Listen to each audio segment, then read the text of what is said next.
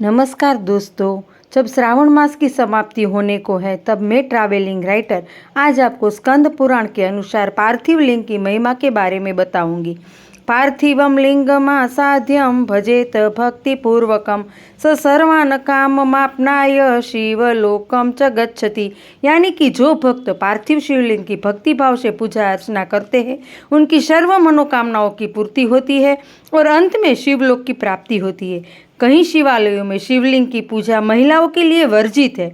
तब हम सब महिलाओं ने मिलकर आज शुद्ध मिट्टी से पार्थिव शिवलिंग बनाया और द्वादश ज्योतिर्लिंग की प्रतिकृति बनाकर बड़े ही भक्ति भाव से शिव पूजा की, भोग लगाए और कई सारे दीपक प्रज्वलित करके आरती की। जब मनुष्य के भीतर करुणा, क्षमा, समता और दिव्यता जागृत होती है तब वह स्वयं ही शिवत्व प्राप्त करता है। हे शिव, आप ही समस्त जगत के कारण हैं, आप ही सबके भीतर व्याप्त हो और आपके अतिरिक्त कुछ भी नहीं है। सांब सदाशिव सब